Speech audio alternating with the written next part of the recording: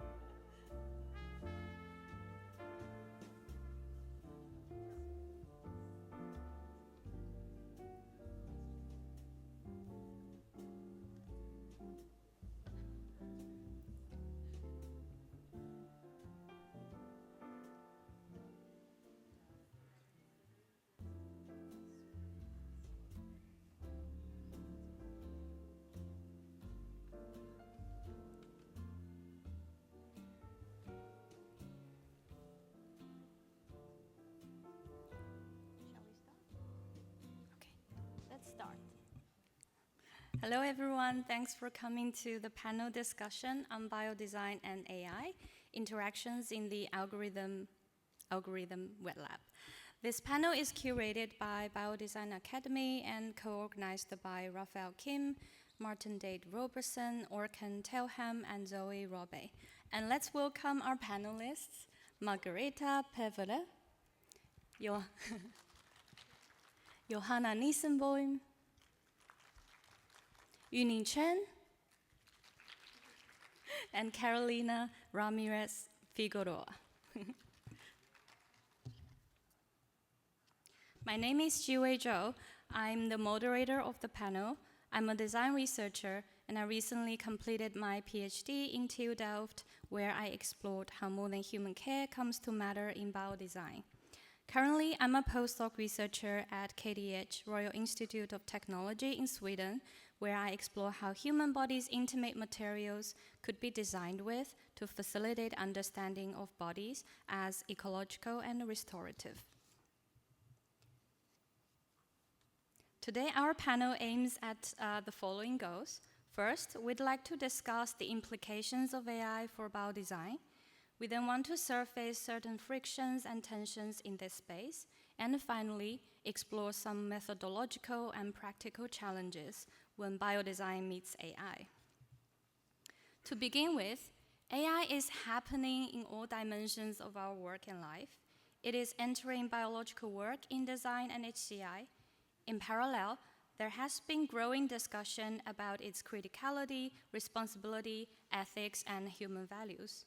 Today, as we position ourselves, we would like to discuss what it means to biodesign from our situated and practice-based encounters. And to have a shared understanding of where we come from, we first would like to gently position ourselves as practice-based researchers and artists with knowledge and practice in biodesign, bioart, science and technology studies, modern human design, and HCI. And to ensure a safe space for everyone, we would embrace critical reflexivity and practical implications.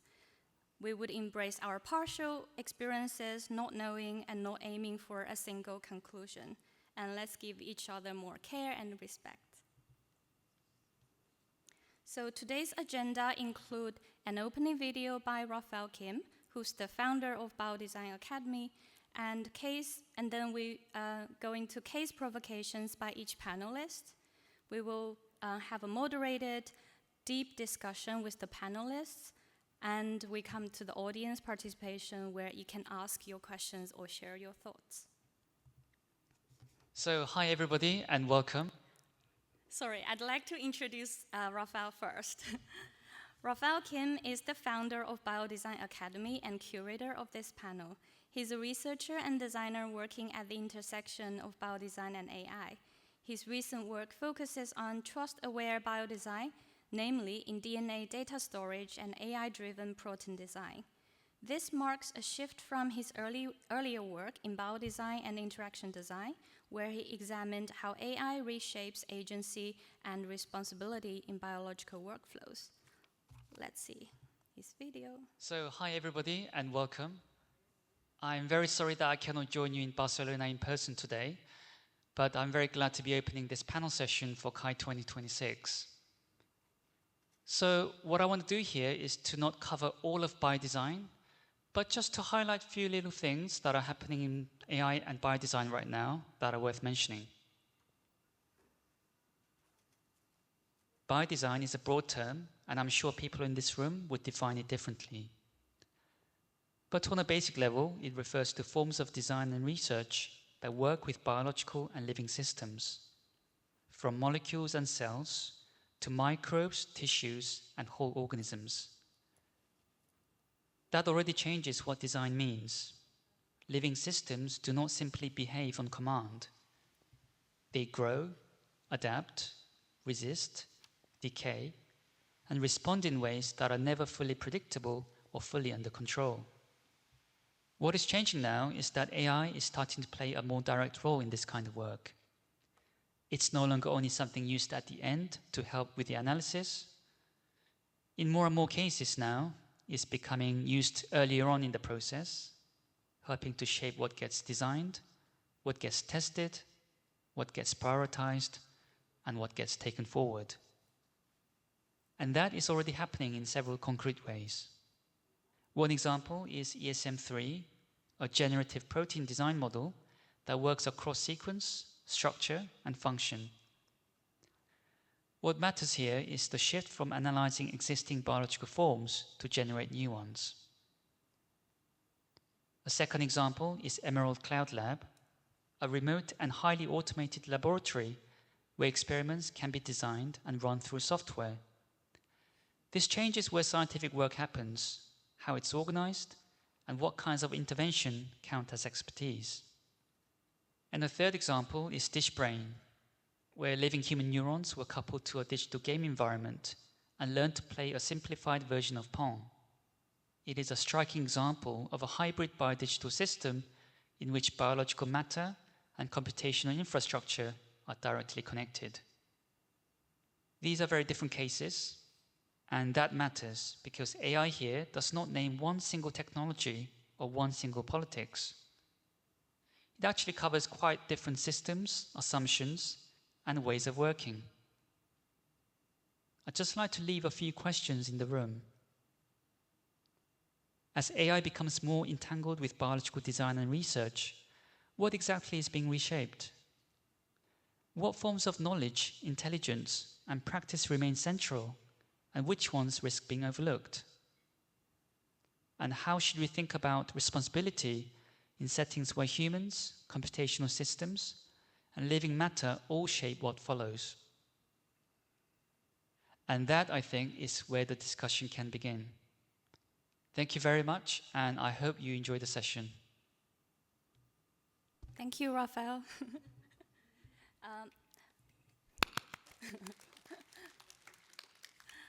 Now I'd like to invite our panelists to come to introduce their case provocations. They will first introduce themselves, their practices, and also give some provocation to us. The first panelist, Margarita Pevra, is an internationally recognized artist and researcher whose practice interrogates ecology and biotechnology in their materialities and cultural imaginaries. Her artworks have been shown in 3 continents in more than 120 shows and received several accolades. Her work extends beyond the arts through collaborations across science and society, including the Joint Research Center of the European Commission and the Ecological Novelty Group at the FU Berlin. Margarita extends the panel beyond scientific or design-centric perspectives, revealing how artistic research can sense, test, and contest hybrid intelligence and agency. Welcome, Margarita. Thank you. Thank you, Jue. Thank you, my dear fellow panelists. I'm really excited to be in conversation with you. And thank you for being here today with us. I'm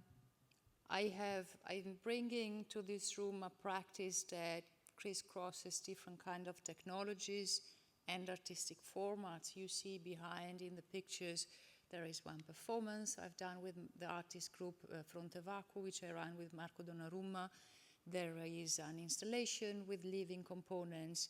The swirl is genetically edited bacteria, and the round shape is actually a leaf of moss under the microscope. For the conversation, I would like to share with two cases of encounters or clashes, perhaps, between different research paradigms. One comes from my own practice, and the other one is more eminent and comes from the history of science and technology. So, case one. Some of you may know my work, Semina Eternitatis, for which I genetically edited a cellulose-producing bacteria strain. It involved converting German text into DNA sequence, fabricating the molecule, and inserting it into bacterial genome through a series of bioprotocols. For the project, I collaborated with Milena Alistar, and it was presented at CHI a few years ago. But what is relevant for us today is not the artwork per se, but what it mobilized. Because after some time working at the Institute for Experimental Gene Therapy that was hosting us, one of the scientists told me, I always considered E. coli as a tool for research, but after seeing you at work, I started seeing it as a living being.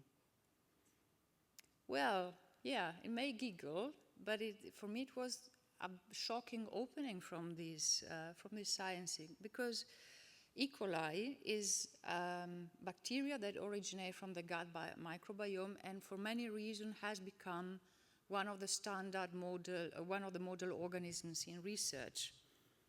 And the scientist's remarks suggested how training, epistemic culture, and research paradigms may strip fundamental traits, the fact that bacteria is a living thing.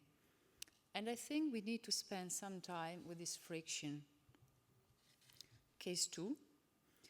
Some of you may know what genetic transposition is.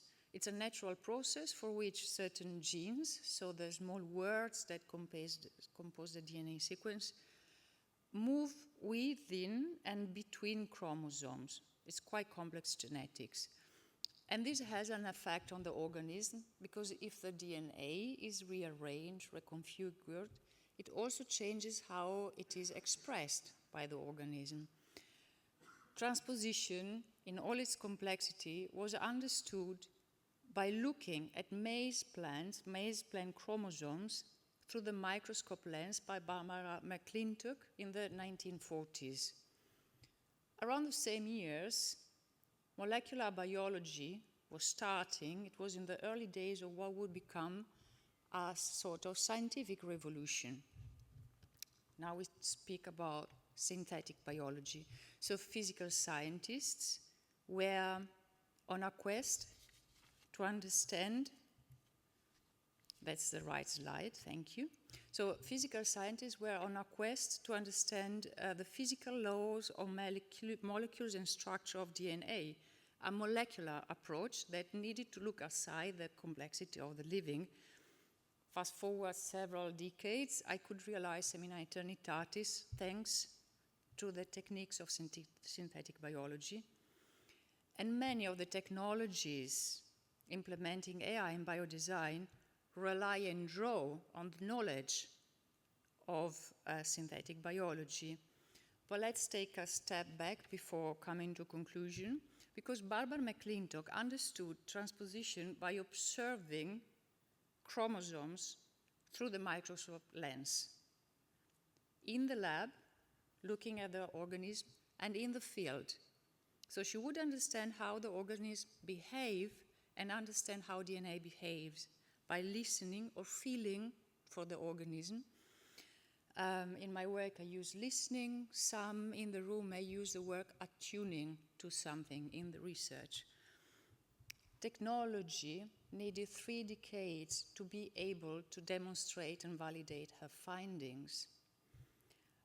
I think this is another friction that we may spend some time with, because paradigms may clash, but they also may complement each other. Thank you.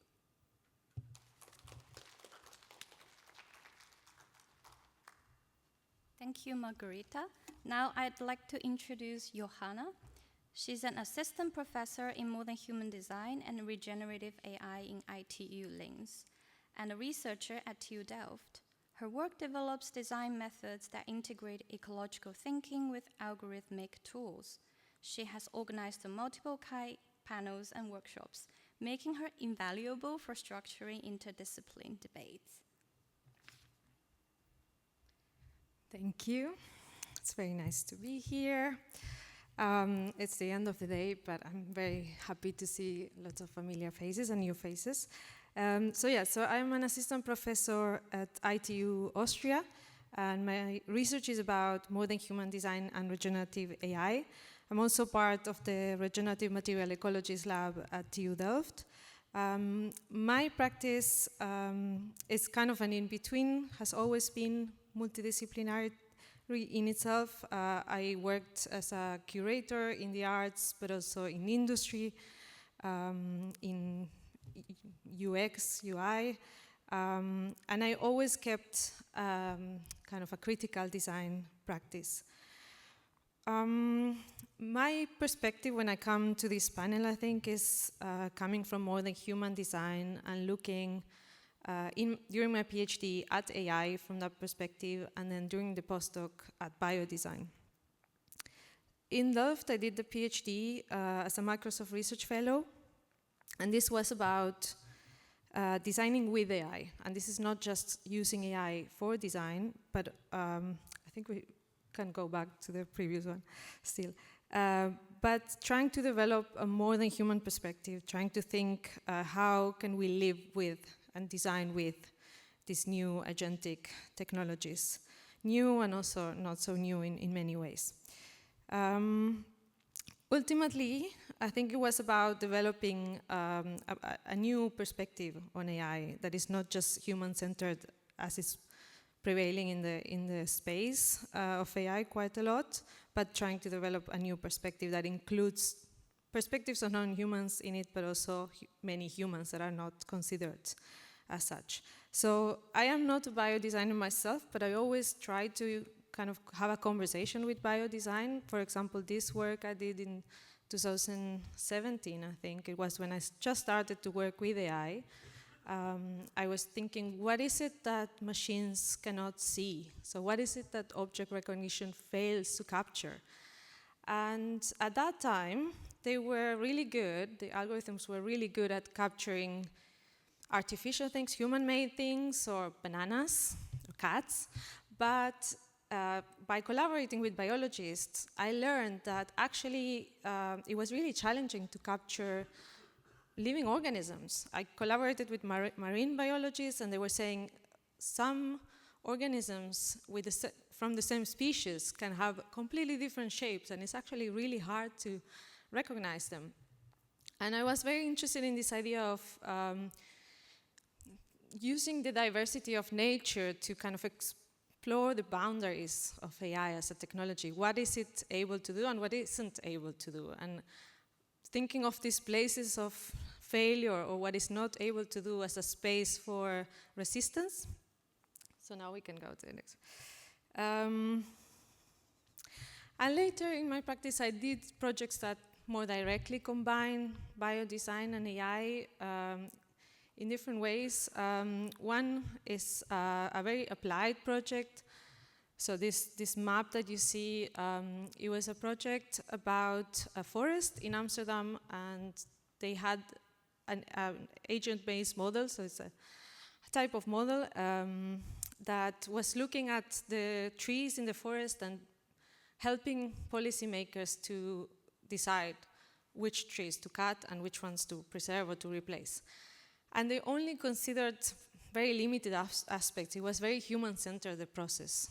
And the student we were working with, she went to the forest and recognized which other living beings are in the forest and who actually use that as their house, their home, and that should be included in the model for decision making. So we recognize these new actors, non-human actors like worms and flies, and included that in the simulations of the model to make decisions. So now the policymakers can actually make decisions that are good for different kind of agents.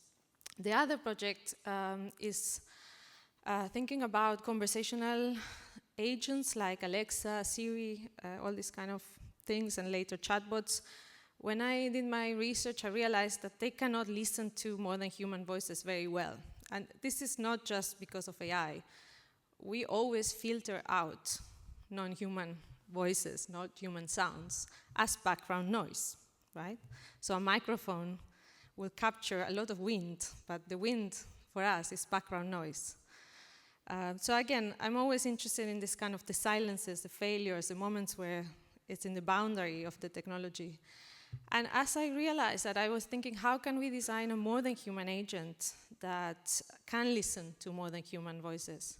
And for me, more than human voices is not just non-humans, it's like how humans and non-humans interact and what kind of voices emerge in that way. As I was realizing that they cannot listen to more than human voices, I also noticed that they cannot listen to many human voices. Some voices are better recognized than others, certain accents or kids. So it became the project about inclusion, not just of non-humans, but also of humans. I think we can go to the other one. Yeah, and just to finish, the way I think about this topic of biodesign and AI right now, it's informed by my current research on AI extractivism. As you know, AI systems have a high environmental impact. So when I think about the overlap of biodesign and AI, they seem as two very different domains initially, but biology already contains complex forms of machines, and AI is deeply material. And actually, if we follow AI's materiality, we find these extractivist systems, right? So the land, the living organisms that get affected by it. So we quickly encounter its costs and the labor that it takes in many shapes. So my question is, when we invite AI into the biolab, what practices are we inviting in? But also, what kind of epistemologies are we letting in without really noticing? Because I think when we introduce AI into biodesign, we're not just introducing a tool, we are introducing ways of knowing, logics of optimization, efficiency, scaling, abstraction, and extraction. So we need to ask, what kind of labs are we building and what kind of worlds do they reproduce?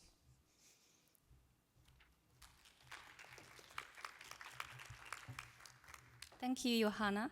The next panelist is Yuning Chen. She's a PhD researcher at the University of Edinburgh, specializing in labor, politics, and modern human ecologies in bioengineering. Her work blends STS, SIGCHI, and critical biodesign, making her well-placed to highlight the infrastructural and political tensions behind hybrid intelligence.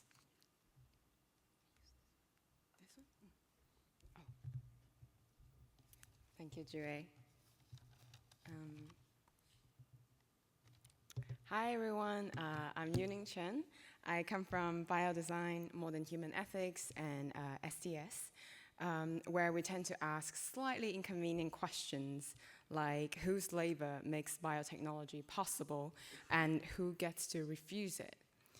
Well, I study organismal labor and resistance in the lab and the biotech supply chains that quietly sustain synthetic biology. I also work through design and art to make these systems and their politics more visible. Now, I should say up front, and I'm not an AI expert, but I'm very interested in what happens when existing issues around modern human labor, control, and governance collide with AI systems that promise to optimize, automate, and scale them. So I wanted to share 2 provocations based on my past research. Inspired by literature on animal revolt, I've been thinking about accidents in the lab, contamination, mutation, death, not as failures, but as acts of resistance, not metaphorically, but metabolically and physically. moments where organisms refuse to comply with anthropocentric agendas. In the project Microbial Revolt, I ask biologists and biodesigners to recall these moments where their organisms misbehaved, slowed down, died, or exceeded expectations. And then I ask them to do something slightly uncomfortable. What if we redesign our lab tools to encourage that resistance, to let organisms strike, to treat failures not as errors, but as resistance, as a form of political negotiation? Because these failures expose the quiet consolidation of control over living systems built into tools, spaces, and infrastructures of biological research. Now, fast forward, enter the AI-directed BioFoundry, a fully automated lab with robots running thousands of experiments in parallel, AI systems overseeing experiments, adjusting parameters with minimal human intervention. Here, resistance doesn't disappear, but it becomes noise in the high-throughput systems, something to be filtered out through scale, optimization, and iteration. The second scenario comes from my recent work on hidden laborers in the biolab. And it starts from the political theorist, I forgot to talk about Dinesh Weatherwell, a political theorist, writes about mechanization in factory farming as a technology of silencing violence against animals. Machines don't just increase in efficiency, they remove the human witness who might otherwise be confronted by what they're doing. The AI Biofoundry operates with a similar logic. At the level of knowledge production itself, power, agenda, and procedure are consolidated into infrastructures that organisms cannot interrupt, address, or refuse. The revolt, deviation, and contamination still happens, but there's nothing in the loop capable of recognizing it as politically consequential. So the question that Microbial Revolt tries to ask, how might we make resistance perceptible and as a site of generative negotiation, becomes structurally unanswerable when the infrastructure is built to be deaf by design? And this brings me to labor. A biological AI system is often described as training on data, but that's not quite true. It's actually trained on lived, metabolic, reproductive, and resistance labor of living organisms across evolutionary time. This labor is as invisible in the data set as the human labor in training pipelines the AI field has recently begun to reckon with. I work on this, what I called labor provenance in synthetic biology, tracing the living work hidden behind everyday tools in the lab. And what I found is not abstract data. I found laboring bodies. Fetal bovine serum drawn from slaughterhouse cattle fetuses used to sustain cell cultures, including those behind lab-grown meat. Llamas producing the immunized blood that enables nanobody technologies. A microbe from Yellowstone hot spring, donating the heat-resistant polymerase that made PCR and modern genomics possible. And Henrietta Lacks, whose cells were taken without consent and become one of the most widely used biological materials in history. These are not exceptions, they are infrastructures, and yet their origin are flattened into technical names, absorbed into supply chains, and rendered invisible. So while biotechnology and now AI speaks increasingly of sustainability, regeneration, and ethics, these claims sit on top of vast unacknowledged history of extraction. In AI, we are recently started asking who labeled the data, but in biological AI, we haven't yet asked who lived it, metabolized it, and mutated for it. And perhaps more importantly, who tried to resist and was never heard. Thank you. Thank you, Yining. Now I'd like to introduce our last but not least panelist, Carolina. She's an associate professor in information experience design at the Royal College of Art, working on more than human ecologies and critical technologies.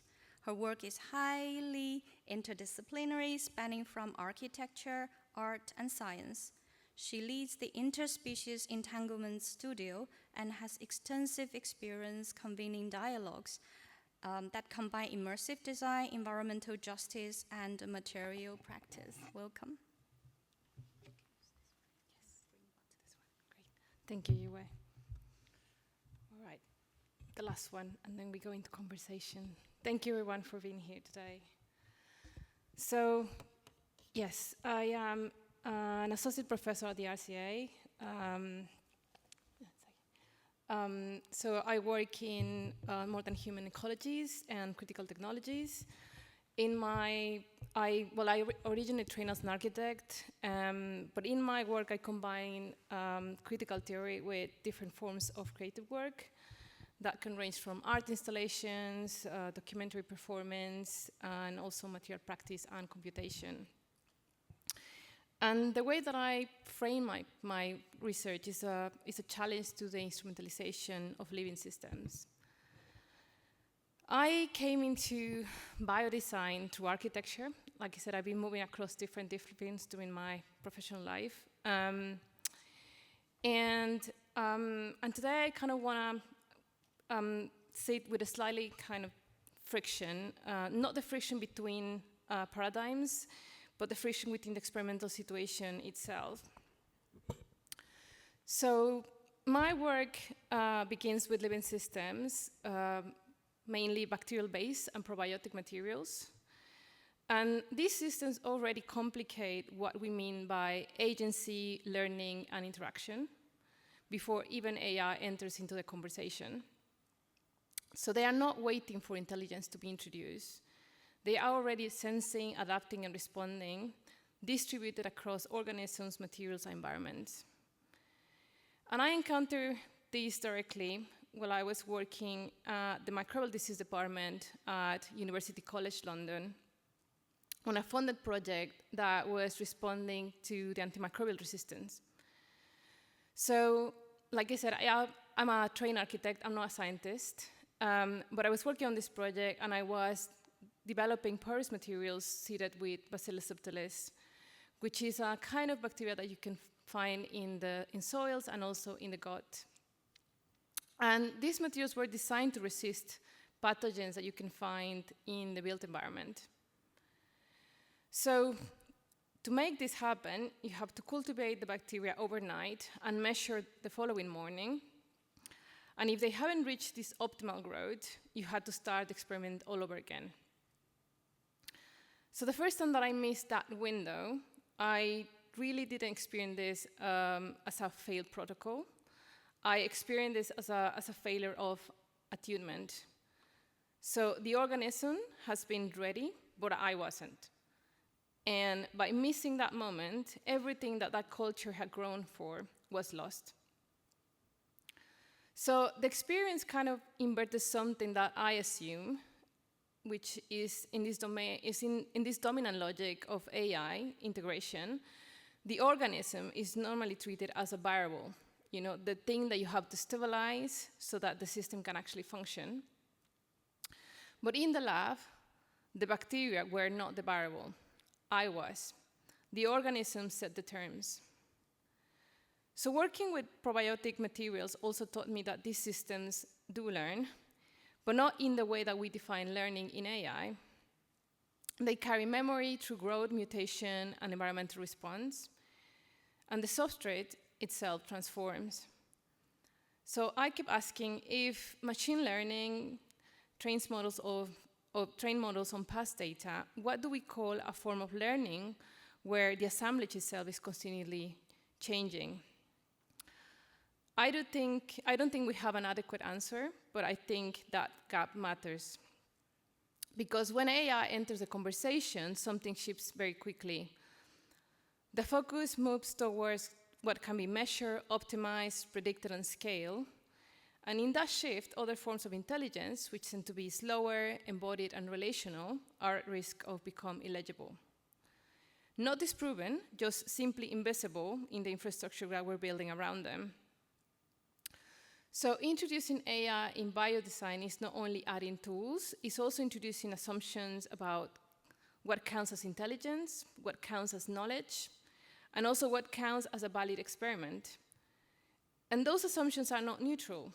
They will shape what becomes visible and also what disappears. So are we designing systems that stabilize and extract signals of life? Or are we designing conditions where living systems can actually participate, resist, and redefine the trajectory of the experiment? These are very different propositions, and they require very different laboratories and very different researchers. And it also shapes how we think about responsibility. If an outcome emerges from these distributed interactions between organisms, environments, and computational systems, then responsibility cannot be assigned after the fact. It has to be built into how we design these encounters. So I want to leave a few questions. Can we design forms of abstraction that remain accountable to the systems they are describing? And what if interaction with living systems is not only about optimizing them, but about developing different modes of perception, learning to recognize forms of intelligence that do not easily fit our computational models? And what would it take to design laboratories or experimental systems that can sustain this kind of perception rather than trying to eliminate it? So that's it.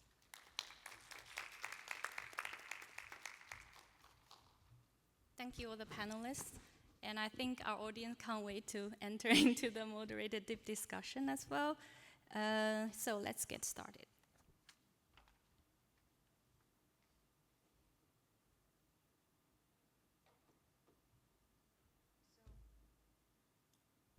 We have structured our discussion into 4 theme blocks about abstraction, intelligence and agency, care and maintenance, and responsibility and control. So my first question to the panelists, because some of you already mentioned that there is a lot of labor involved in microbial works in the lab, and there is also a lot of invisible labor involved in the development of AI and operation of it. I would like to ask, does labor change when AI enters biodesign practice, and how? Would you like to start, Uni?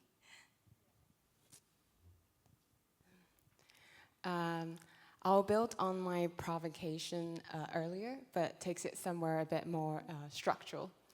In my labor provenance work, I wasn't initially looking at AI. I was looking at what disappears before AI enters the picture. And what I found is that most biodesign workflows already rely on a kind of radical compression of labor. By the time something becomes a reagent, a protocol step, or a data set, a whole history has been stripped away of how that material was produced, maintained, and stabilized. So instead of repeating those examples, I want to focus on a slightly different layer. What kinds of labor makes systems appear smooth? How are organismal labor distributed from the center to the periphery of production? What becomes clear is that visibility isn't evenly distributed. It correlates quite strongly with proximity to outputs. So the labor that is closest to production, producing a result, something measurable, optimizable, publishable, tends to be more visible, more recognized. And even when we talk about lab ethics, we also tend to focus on those organisms, the mice, the tissues, the fungi doing the primary experimental work. Whereas the labor that sits further away from that direct result, the background work of care, maintenance, and infrastructural support is much more likely to be invisible. And this could be the organisms that contribute to culture media, genetic sequences from humans, animals, and plants that make DNA ladders, the very coordinate systems that allows us to read PCR results, the various genetic parts that forms the backbone of plasmids, and things like cow protein that facilitate daily experimental steps. These are not marginal, but foundational. But because they don't appear as results, they get relegated to the background of the system. Now, when AI enters the picture, I want to be quite specific based on what I've seen. I'm really thinking about AI as it appears in biological contexts, for example, in automated biofoundries or in biological models that partially replace wet lab work, but are still trained on experimental results. In these cases, AI systems don't operate on organisms directly.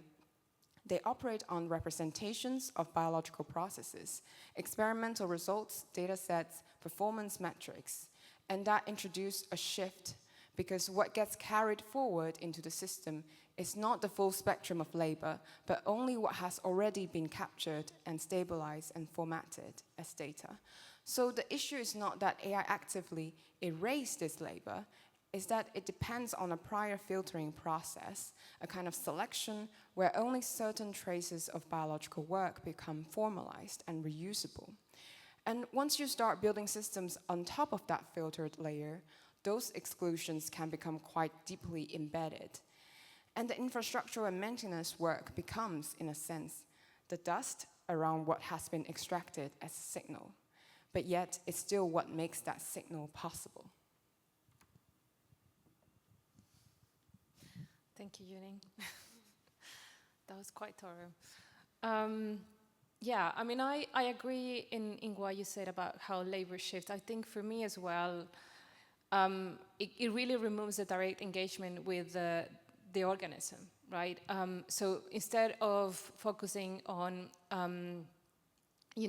understanding how the organism works, it's about designing, managing, and interpreting those abstractions, as you mentioned, those layers that becomes part of it. And I think the labor, as you said, becomes invisible. I think in my experience as well, working with some of these materials, it's not just the human labor, which is waiting, monitoring, and adjusting. It's also like the biological labor, in this case, it's microorganisms, right? It's about how they grow, adapt, and some of these cultures will take weeks to grow, and they get reduced to data points. So all of that labor that exists in that system, just all over the way, just becomes invisible. It's not erased. It's not present there. It's not recorded.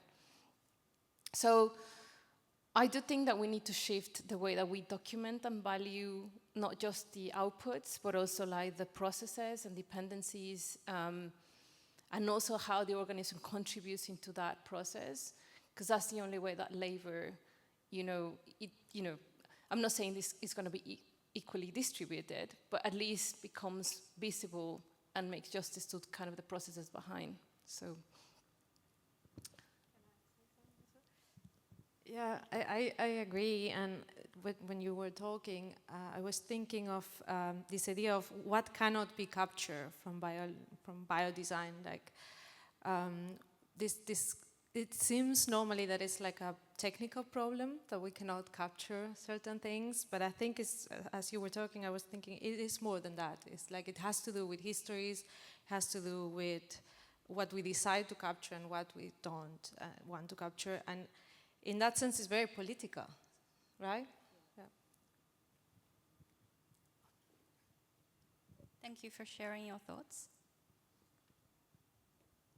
The next question is about, so we talked about labor, and there is certain material perspective labor, that labor is materially done by certain agents. But how about the implications for embodied practice of biodesign where it is highly materially entangled and ecologically related?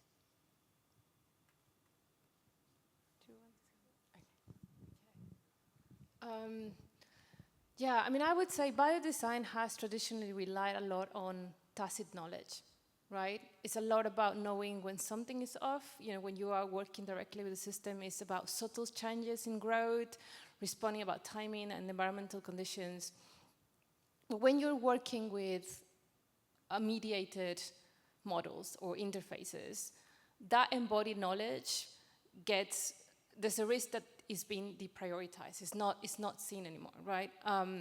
So the relationship with this organism becomes more indirect.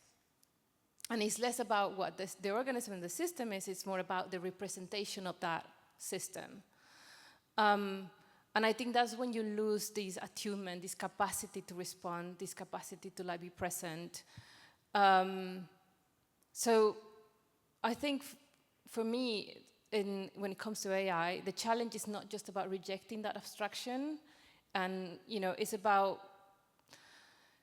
whether we can have design practices, and work together with AI, where we don't necessarily just replace that embodiment. We just completely remove it. It's like, can we have a practice where these two things can coexist together?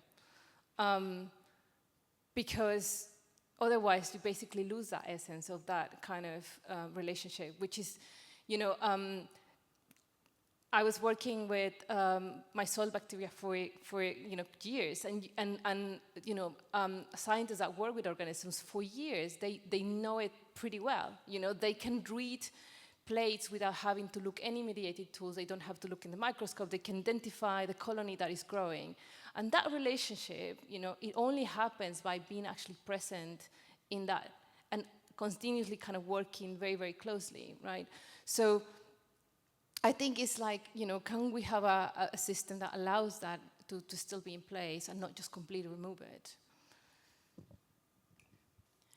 Yeah, I want to add a broader sense of embodiment. And as we all know, biodesign is fundamentally an embodied practice. Whether we are engineering drought-resistant crops, cultivating microbes to ferment valuable chemicals, or designing fluorescent plants, these innovations are kind of rooted in biological mechanisms drawn from specific ecologies, oceans, forests, agriculture systems, and sometimes land stewards by indigenous communities. These are not abstract resources, but living systems shaped by long histories of ecological and cultural care. Because of this, biotechnology has also been governed as an embodied practice. Frameworks like the Nagoya Protocol recognize that genetic resources are situated and that states and communities have sovereignty over them. They attempt to ensure that those who draw on these resources share benefit with their origins, addressing the long history of biopiracy. However, digitization begins to unsettle this relationship. In my work, I often ask people to trace back where their biological materials come from. But in data-heavy fields like metabolomics or genomics, that becomes almost impossible. By the time the data reaches you, it's been so processed and abstracted that the organism, the environment, even the community behind it have disappeared. So the core issue for me is this: abstraction becomes a way of making origins and responsibilities invisible. AI really intensifies that. These models are trained on huge amounts of biological data from all over the world, and they learn patterns that let them generate new designs, proteins, compounds, even organisms. But at that point, there's no way to trace back where any of that knowledge comes from. The extraction is already baked into the model.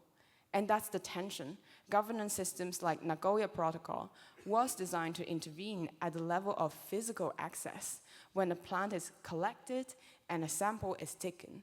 There's a traceable moment where consent and benefit sharing can be enforced, but once biological material is transformed into data and DNA sequences, metabolic profiles, it crosses no borders and it circulates without trace. And this leads to a second shift: enclosures of biological commons.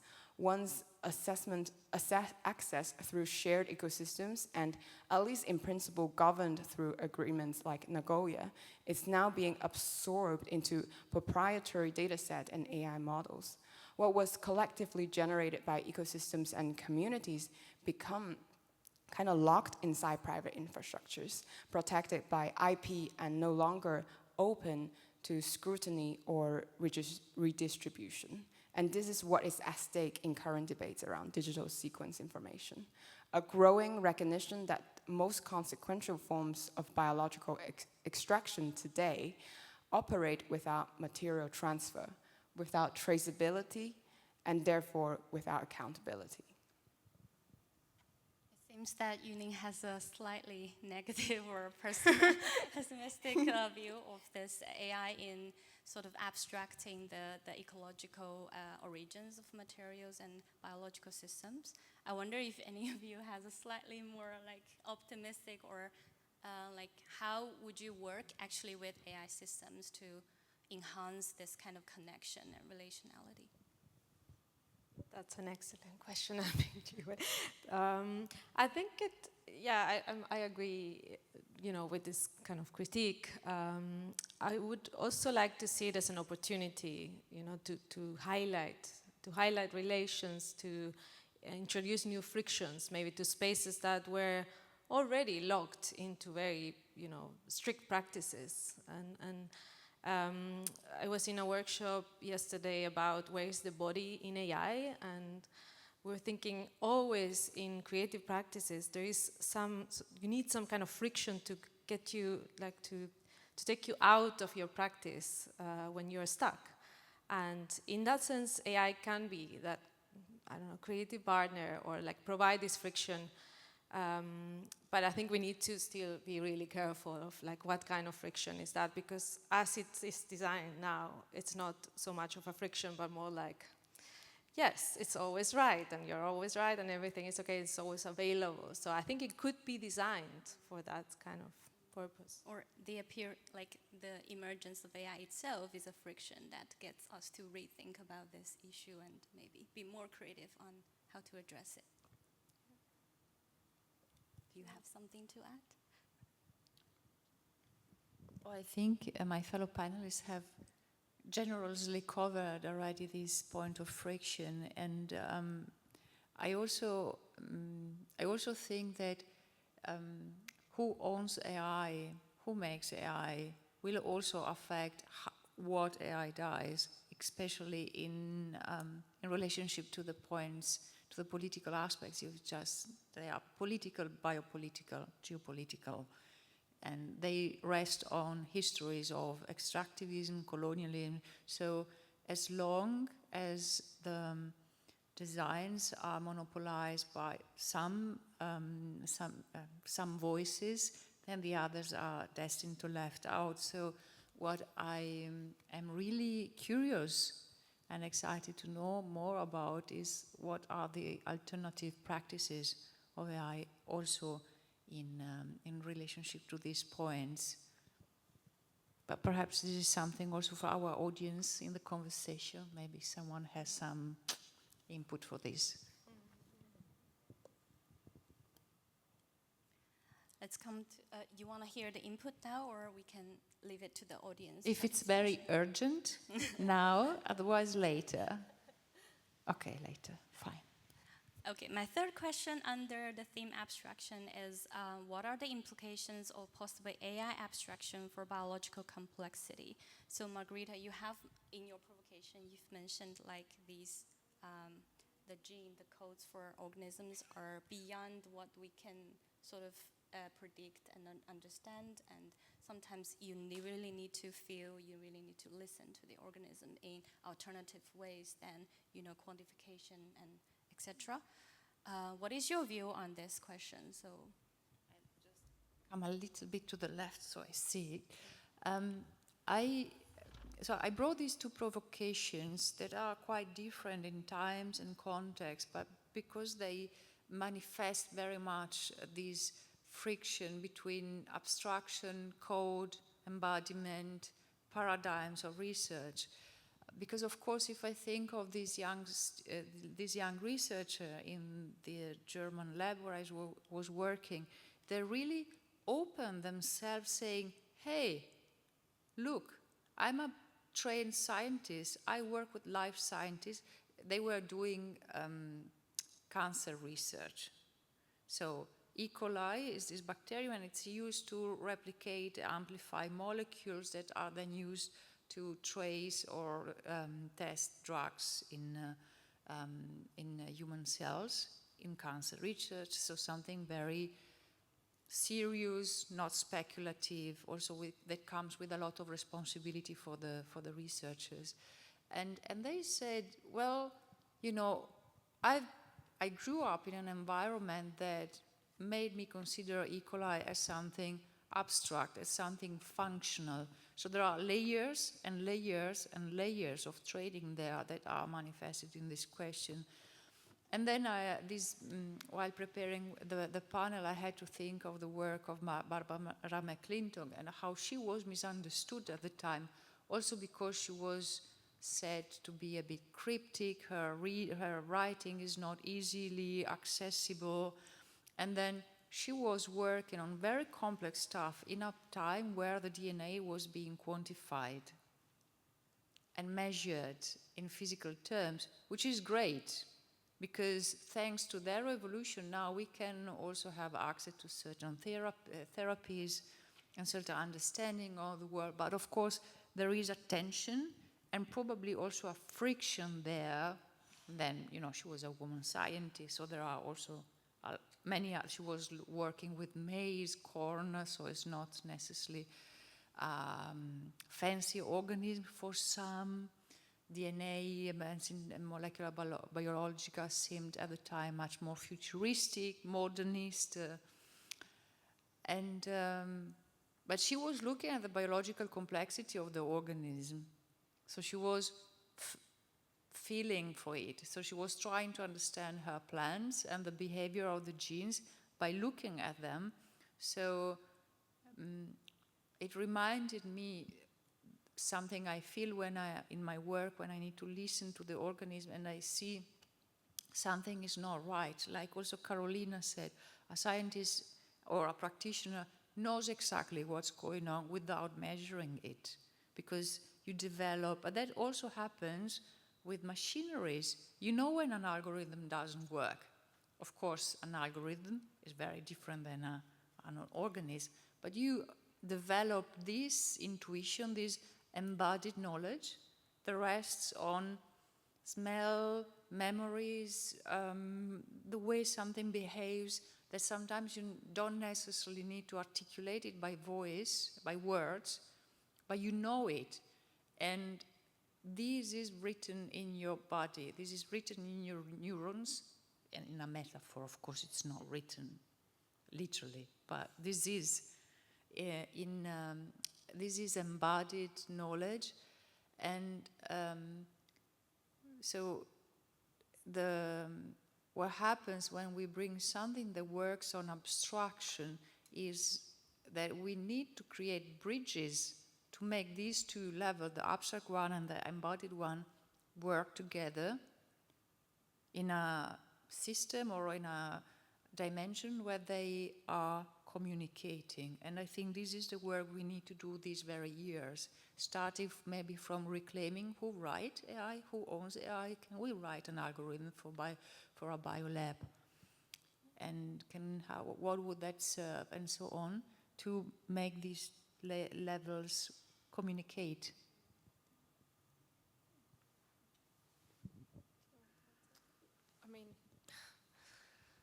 I agree, and I think we have to sort of talk a lot about, I think some of you have mentioned, I think, Joanna, at the beginning of your provocation about the noise.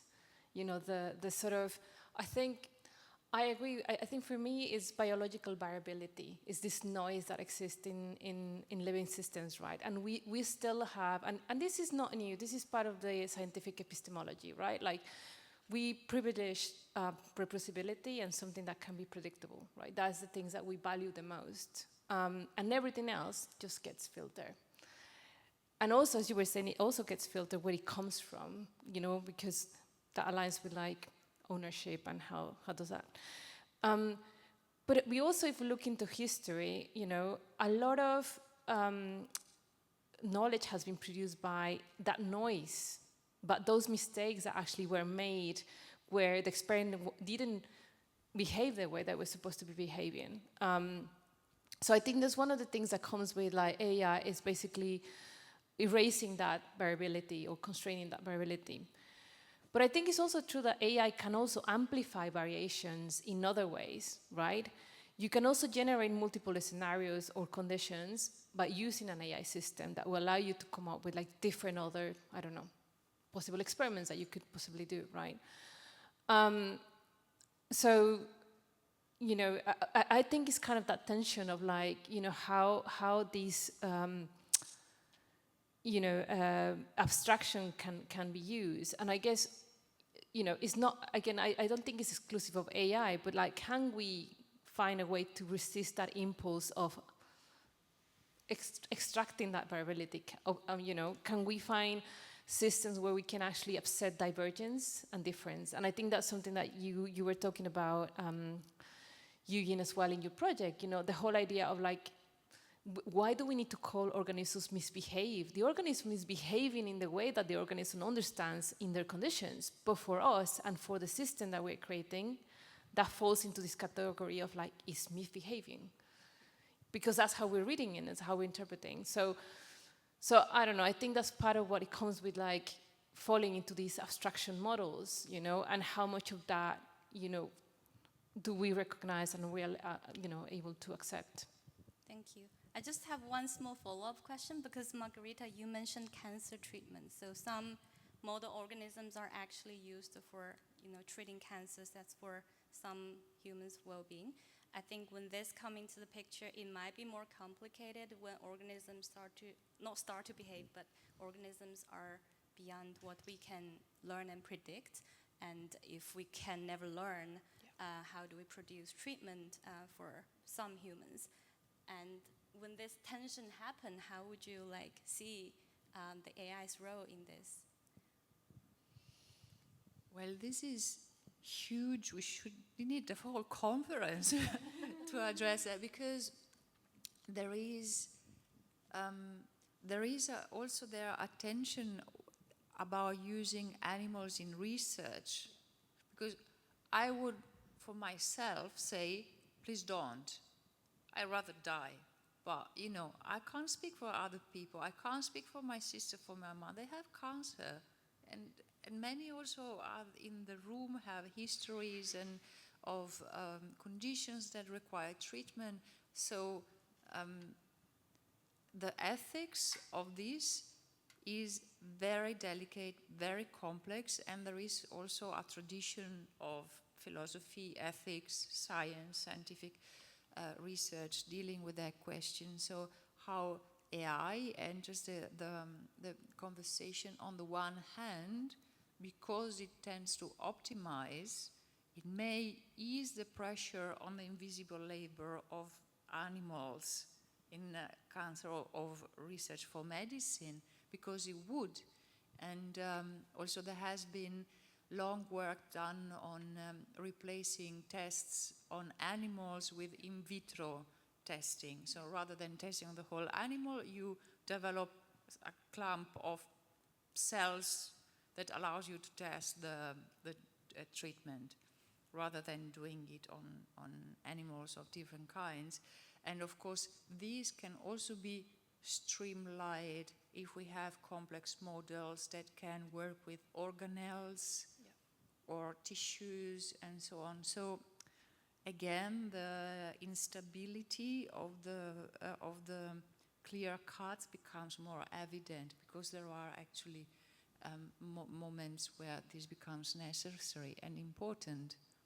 But this is also a little bit maybe exceeding the boundaries of biodesign, because then medicine is there are overlaps. But Thank you. Since we're approaching like 5:30, and we also want to leave some more time for the audience questions, so we might skip some questions for the panelist discussion. The next theme is about agency, and how do we understand or interpret or rethink agencies, or the distribution of agencies in biodesign and AI? Who would like to address it?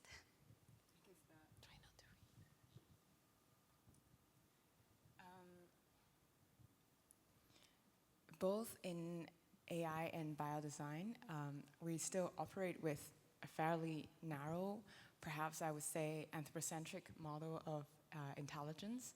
I came across this word called brain chauvinism, which is the assumption that intelligence requires a brain, or at least a nervous system, and that it should look like cognition, decision making, or problem solving in ways that resemble human reasoning. But as Michael Levin, a biologist that works in cell intelligence, puts it, it's often difficult for us to recognize intelligence in unfamiliar guises, especially when it operates in completely different problem space. For example, cells are constantly sensing, deciding and reacting, but not in a cognitive space. They do this in physiological and anatomical space, regulating growth, repairing tissues, and coordinating collectively. And that is a form of intelligence, but it doesn't look like thinking. So one way to rethink intelligence is to move away from cognition and towards something more like relational, situated, and embodied intelligence, sometimes described as wild computing, forms of problem solving that emerge from interaction between organisms and environments rather than from a centralized processor. From this perspective, intelligence is not necessarily located in an entity. It can be distributed across relationship. And I think this becomes particularly important when we bring AI into biodesign, because AI systems tend to be trained on data sets that already reflect a very narrow slice of life, often heavily biased towards human biology or organisms that are easy to culture, measure, and standardize.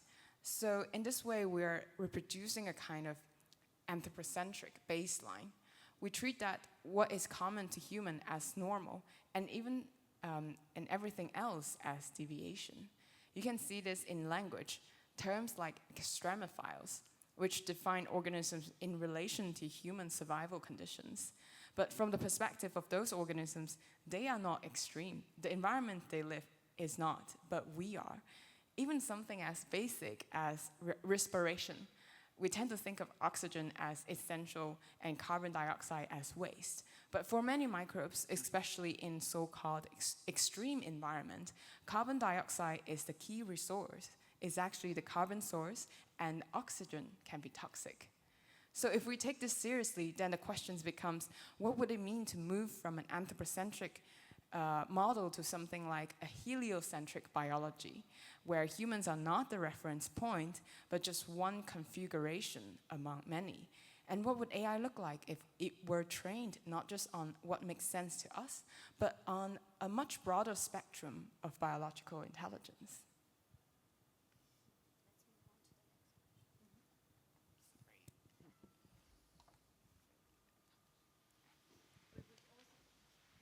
Would also like to talk about care and maintenance. In like biodesign is like a practice where care should be the central of the hands-on practice, because all the organisms rely on certain habitats and conditions and like care involvement from humans to survive in the lab or any kind of equipment. So the question is, how does AI shape care and maintenance in biodesign? I'd like to hear from Johanna first about this question. Yeah, I think something will come to me, but I'm just lingering with the previous discussion a bit, thinking about agency and abstraction and how, just to kind of introduce a bit of friction in this idea that yes, agency gets distributed, but as you were speaking, I was thinking, are we, by abstracting that, are we missing the situatedness of the agents? And this is coming from a problem I see in AI, that is we tend to map systems in a very abstract way, and there seems to be a tension between that kind of view, that kind of scale, to the very situated ways of looking that biodesign has, and that practices like noticing allows. And I was thinking about this idea of the intra-actions as a way of talking about agency that is a bit different, is how we become with organisms, so how we make each other, how we define our boundaries as we interact. And agency as a cut, It's like, what do we decide to consider and what we leave out? So coming maybe back to care, recently I heard something that really struck me is how situated knowledge and situated research happens only because of care. A farmer that is taking care of the crops is doing research. You know, this is the same thing you were talking about, knowing very well the organism you work with. And to me, that sounds an act of care. And it's not just care as a maternal care or as a, and not talking about care ethics even. It's like a type of care of attention, intention, being there, showing up. You know, something more simple that is very human that we all practice every day. So that kind of care.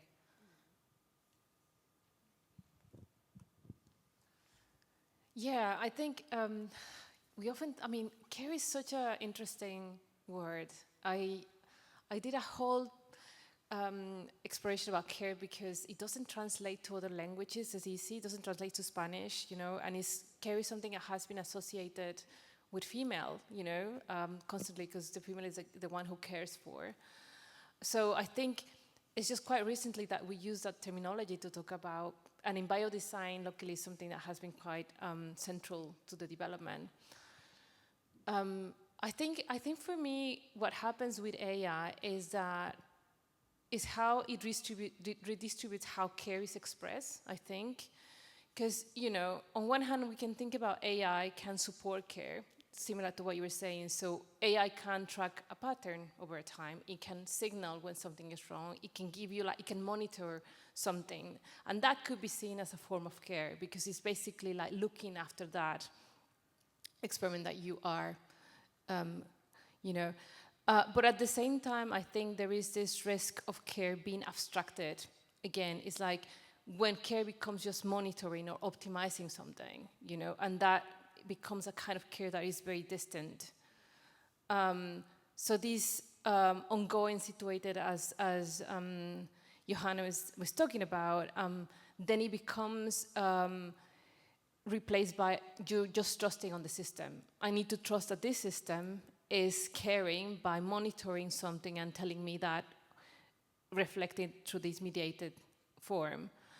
And again, you know, it's, like I said, you know, in science, a lot of the development has come by scientists developing this close relationship with this organism. So I do wonder what's going to happen if care becomes abstracted and that becomes complete detachment, especially when we talk about fully automated labs, as you were talking, you know, these biofoundries that, you know, basically everything is there so that you don't have any human intervention, then basically care becomes displaced in a way. And I think that for me is, you know, can we find other ways where this doesn't become displaced? You know, how do we make sure that that is still present? So. Thank you. It also brings me back to my memory of doing like care in biodesign.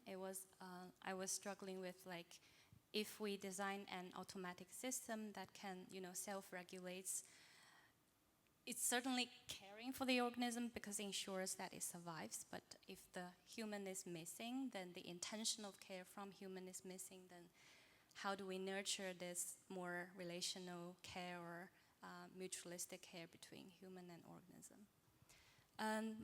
My next question would be about responsibility and control. For this, I also want to recall my experience of like handing out living artifacts to people and explore how they live with the artifact for a longitudinal time.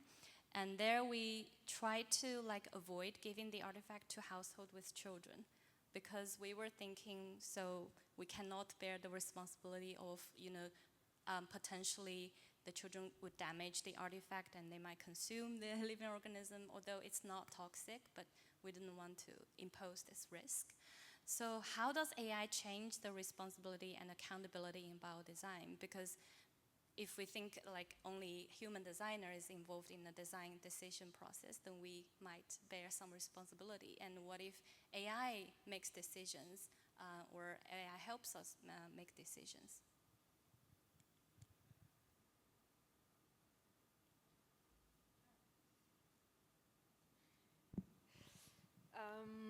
Yeah, I mean, again, I think about the term from Donna Haraway, of course, responsibility. So it's not only, not only the idea that we are responsible, but creating the conditions for responses. And I think that is what you did in your project, really.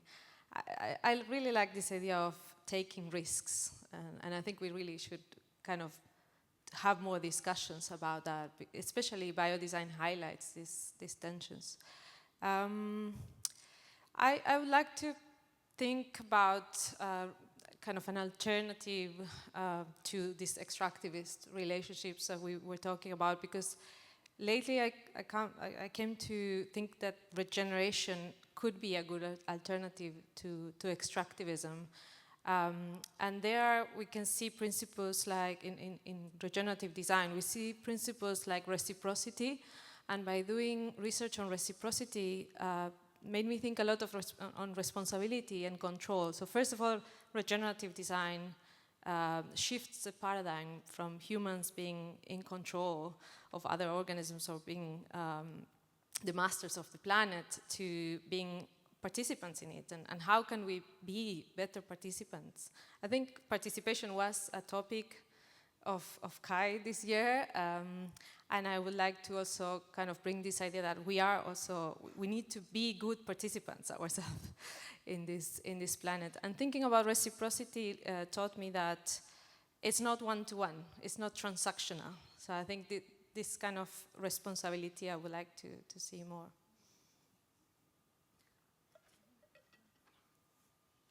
Maybe we can also involve the audience at this point of time.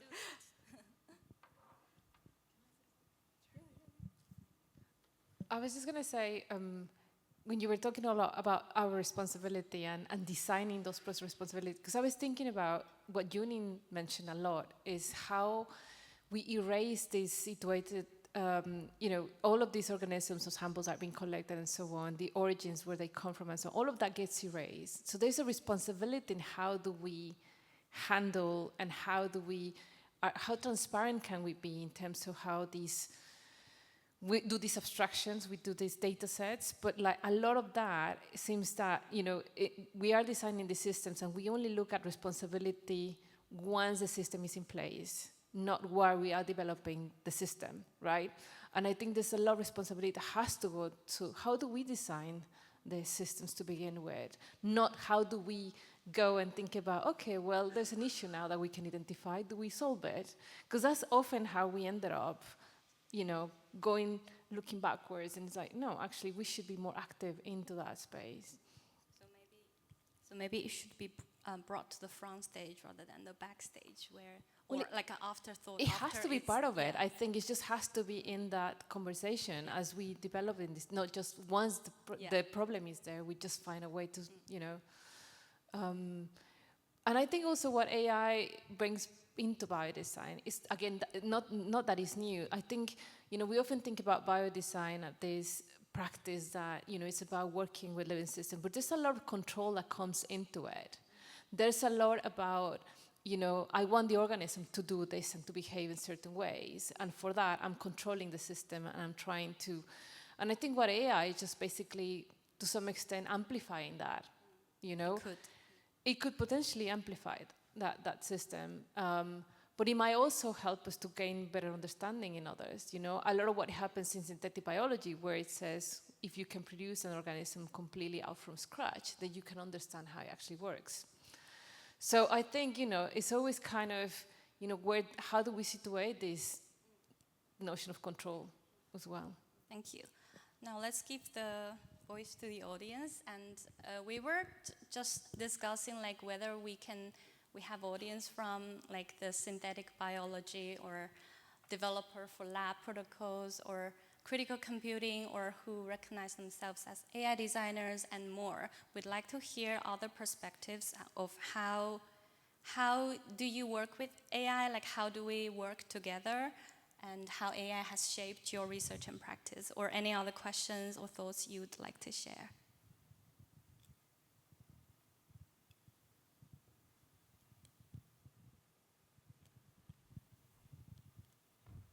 You are also welcome to use the mic in the center. Um, Thanks, amazing discussion. It's very inspiring. I want to take on the last things that Joanna, you were saying. You talked about risk-taking, and we should talk about risk-taking. Can you open that up a bit more in the context of biodesign or like more than human engagements and AI maybe? Yeah, I was thinking of experimental practices and the fact that we don't have AltChi anymore, and the fact that we seem to agree that when we introduce AI, we might introduce an epistemology of like trying to predict and control, and it fails to capture these failures and these moments when things, become opportunities. So in that sense, I mean, embracing risk-taking as researchers. On the other hand, risk for Silicon Valley is like, yeah, let's try and see what happens. So I think it's very tied to responsibility, right? But I was thinking of risk as a kind of creative practices and practice-based research that we do. Well, thanks.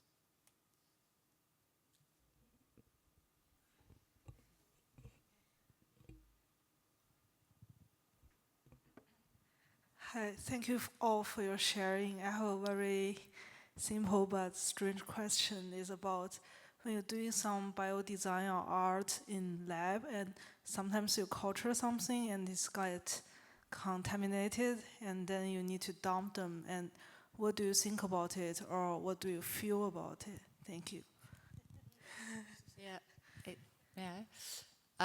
Well, this is something that is omnipresent. And there have been already a few contributions about the topic. We've been hearing earlier about the expectation of an organism to behave or misbehave.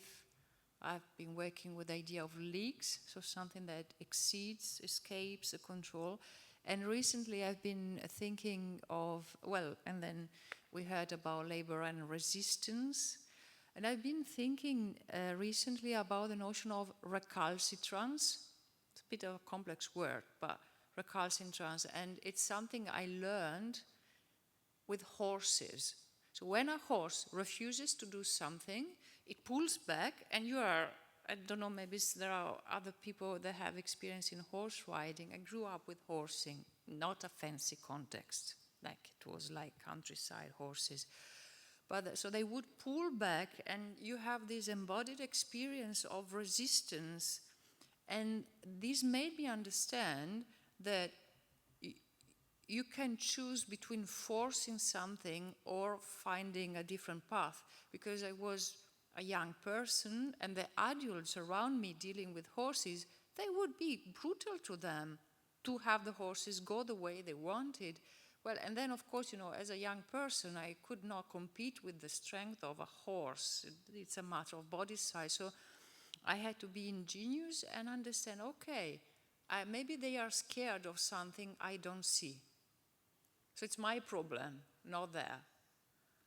Or maybe they hear something, or there is something in the garments that is too noisy and they don't see and they are scared. So I had to try understand what doesn't work for them, and sometimes even get off if I didn't fall, and take them maybe with me in a different direction and accompany them. And then I found out that the notion of recalcitrance is also used in science you have a experimental set, and some plants or some organisms don't behave, even if they should, even in all the parameters are good, and this is called recalcitrance, and that's something I've been working with recently because it has this resistance of control. I don't want to comply with what you want. Can I add something? Because throughout my whole practice, the whole question about contamination is fascinating, because similar to what you said about misbehaving, how we classify this notion of contamination, right? You're working in a setting where, again, following scientific epistemology, you need to reduce complexity in order to understand what is actually happening. But in reality, what we call contamination, maybe it's just an organism that just lie in the same plate. So it's not nothing that is exponentially, you know, but it's just basically reducing that, removing that abstraction that you had. And we also look at contamination on a very, talking about reciprocity, we often think about, you know, that sample got contaminated. You can contaminate the sample and the sample can contaminate you. It goes both ways, you know, and this is something that often is not discussed in like practices. But I also really like, I don't know if you guys know, Anna Singh wrote this amazing book called The Motion of the Underworld, and she talks a lot about the notion of contamination as something that is exposing you to different things that allow you to open on the way that you might understand the world, because you basically get contaminated with ideas. And one thing that we do know is that nature doesn't live in isolation, you know, like, one of the reasons why in my work, we come across this antimicrobial resistance is because we have this obsession with sterility. We basically clean everything, and by that, we basically allow those organisms to thrive and become pathogenic.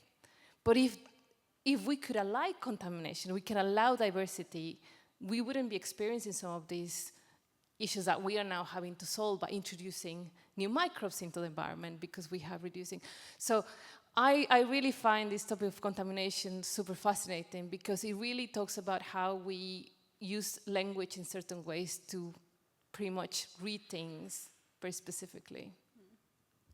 And I would perhaps also very quickly add to this, then of course context is important, because if you are doing a design project, it's one thing. If you are preparing blood samples to cure others, then it's different. The issue of contamination has different meaning. So context is also always important and allows us to unlock different meanings. Thank you. We are running out of time, and if there is a really urgent question from the audience, we can allow one question to be asked. If not, we are going to close the panel with each panelist saying one sentence. That's like the key takeaway from today. If you don't feel like saying it, you can say, oh, everything is said already. I think everyone is getting a bit tired.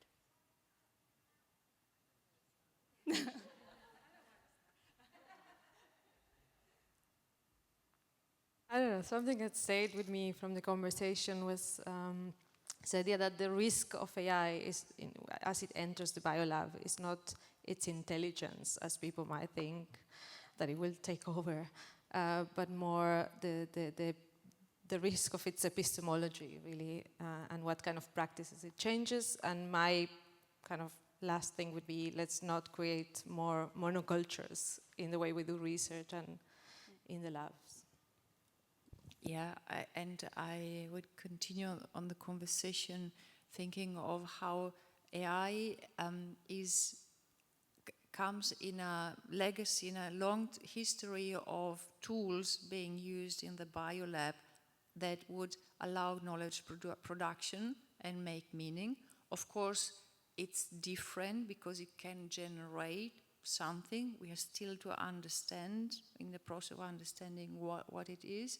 So I'm quite excited how the conversation can develop as far as we keep a critical discussion around it. And I will keep being the devil's advocate and try to remind everyone that both AI and biology has its own mechanisms of erasure, both on the side of biology, where we are treating organisms as Lego bricks and chassis and vessels, and on the other with AI coming with the whole resources and labor, data labor and etc. And then the two mechanisms of erasures compound each other and complicate each other. Okay. Oh my God, I don't know what to add. You guys have covered everything. I think for me, it's about probably, as you were saying, it's about the risk comes with, you know, I think it's about not being binary. Like, we often have this conversation about whether AI is the monster, whether AI is this promise of, you know, what is coming. I feel like there's some caution that needs to be there, but I think it's taking risk and it's really understanding what can actually become and be more aware of the history that we have, which I think could really inform that process. I think something that we often, you know, in any kind of development, especially in technologies, we don't remember. And I think we need to remember the history behind all of these developments so that we can move forward in a direction that is more informed than the previous one. So yeah, I think that's Thank you so much, and I also like to thank all of you who are still here, because it's really late, it's gonna be dinner time. I hope you enjoy the evening, and I really thank you for being here, and you're still welcome to come and say hello or ask questions. See you. Thank you, Jue.